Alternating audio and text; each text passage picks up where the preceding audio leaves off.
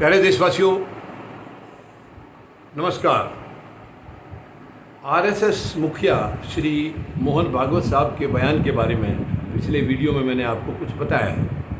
उसके बाकी अंश मैं इस वीडियो में बताना चाहूँगा।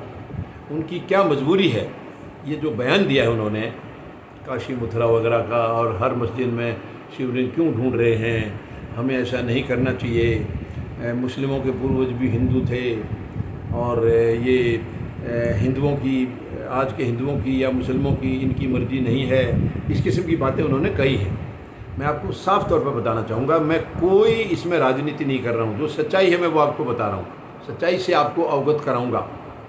मोहन भागवत साहब क्या नहीं जानते हैं ये आप सब भी जानते हैं, आप सबको पता है। सब कुछ उनके इशारे से सरकार में चलता है।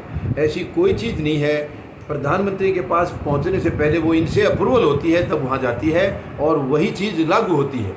मैं आपको बिल्कुल साफ तौर पर, कुछ अंधभक्त इसका विश्वास नहीं करेंगे, वो उनकी मर्जी है। उनकी सोच अगर सिकुड़ी हुई है तो उनकी मर्जी है, जब वो बर्बादी को देखेंगे तब उनको अकल आ जाएगी। मैं ये साफ तौर पर कह रहा हूँ, मोहन भागवत साहब के बयान के पीछे कहानी क्या है। इनकी कहानी है 2024 में चुनाव होने हैं पार्लियामेंट के। प्रधानमंत्री महोदय 10 साल पूरे कर रहे हैं और वो चाहेंगे अगले 5 साल आने के लिए, या उनकी कुछ और भी साजिश। देखिए, मैं इसके ऊपर कोई दोष नहीं लगा रहा हूँ और सबूत मेरे पास आज दिखाने के लिए नहीं है, लेकिन विश्वस्त सूत्रों से ये पता लग रहा है कि प्रधानमंत्री महोदय हो सकता है राष्ट्रपति फॉर्म ऑफ गवर्नमेंट यानी प्रेसिडेंशियल फॉर्म ऑफ गवर्नमेंट की तरफ शायद देश को ले जाना चाह रहे हैं। ऐसा सुना है मैंने, मेरे पास सबूत नहीं है, जो मैंने सुना है वो मैं आपको कह रहा हूँ। अगर ऐसा है तो उनको भी 2024 में या तो दोबारा चुनाव करेंगे, उनको जीत चाहिए, या वो चुनाव ना कराएं, उससे पहले ये कुछ ऐसा प्रोविज़न कर दें। कुछ भरोसा नहीं है, क्योंकि ये बेभरोसे की सरकार है, बिना भरोसे की सरकार है, अनरिलायबल सरकार है।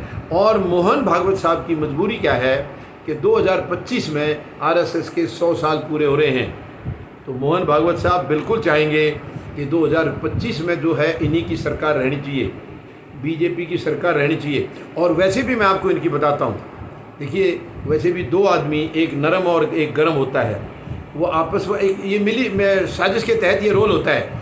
एक बोलेगा मैं थोड़ा गर्मी खाऊंगा तो तू थोड़ा नरमी कर देना वहाँ पर। यही है चाल बीजेपी और आरएसएस की भी, कि जब ये सरकार को पहले खुद कह देते हैं और जब उसका कुछ थोड़ा सा उल्टा असर होता दिखता है तो मोहन भागवत साहब बीच में आ जाते हैं, प्रकट हो जाते हैं और वो अपने विचार रख के सरकार को बचा लेते हैं। ये इनकी साजिश है, ये इनकी साजिश है। मैं कोई इंडिविजुअल दोष नहीं लगा रहा हूँ, लेकिन जो इनकी मिली भगत चल रही है, आज देश को ये जहाँ ले जा रहे हैं, आज चलिए सारे देश को बेच रहे हैं। मान लीजिए, ये 1 मिनट के लिए मैं मान लेता हूँ, टेलीविज़न या अखबारों में जो निकला है, मस्जिदों की खुदाई हो रही है, शिवलिंग ढूंढ रहे हैं। शायद भागवत साहब ने काफ़ी दिन से अखबार नहीं पढ़ा होगा, टेलीविज़न नहीं देखा होगा, मान लिया 1 मिनट के लिए, लेकिन ये सरकार 8 साल हो गए देश को बेचने लग रही है।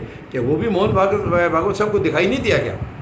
वो भी पता नहीं चला इनको कि ये देश को खोखला कर रहे हैं? उसके बारे में उन्होंने एक शब्द भी आज तक नहीं बोला है, एक बयान कभी नहीं दिया उन्होंने।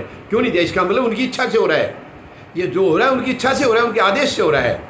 केवल इच्छा नहीं है, आदेश है। आज प्रधानमंत्री महोदय की हिम्मत नहीं है, औकात नहीं है कि वो आरएसएस का ऑर्डर को अनसुना कर दें, सवाल पैदा नहीं होता। तो ये जो भागवत साहब का बयान आया है, ये केवल साजिश है, केवल बेवकूफ़ बनाने वाली बात है, देश को अंधेरे में रखने वाली बात है, देश को केवल गुमराह करने की बात है।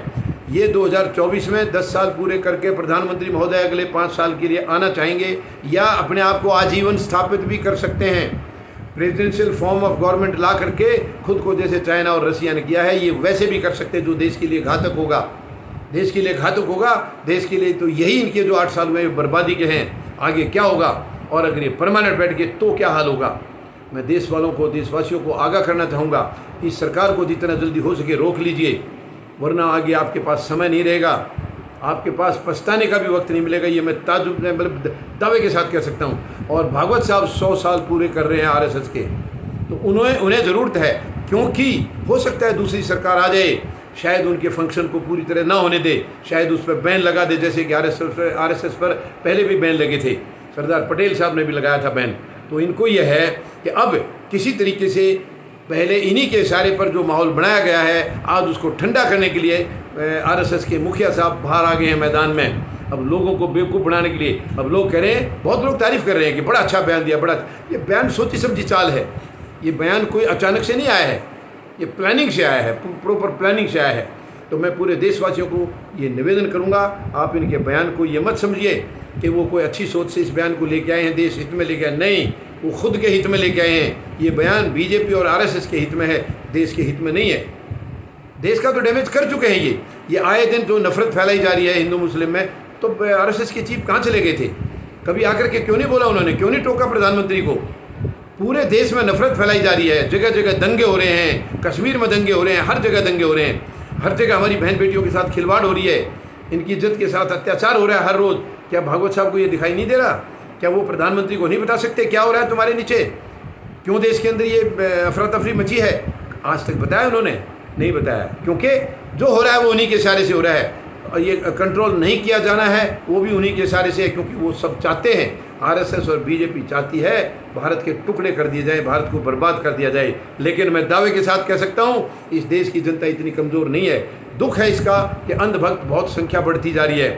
अंधभक्तों से निवेदन करूंगा, आप खुद को ही बर्बाद कर रहे हो, अपने परिवार को बर्बाद कर रहे हो। ये कुछ देने वाले नहीं है, नंगे हैं ये, इनके पास कुछ नहीं है, हाथ खाली हैं इनके, कुछ नहीं है इनके पास देने के लिए। ये केवल लूटने आए थे, लूट रहे हैं, और आप लोग इनका साथ दे रहे हो। बाद में आप पछताएंगे, आप देश के सामने भी मुंह दिखाने लायक नहीं रहेंगे।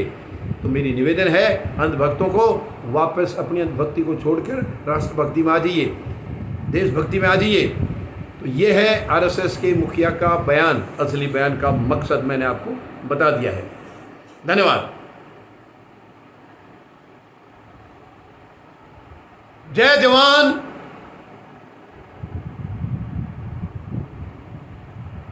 जय किसान, जय हिंद।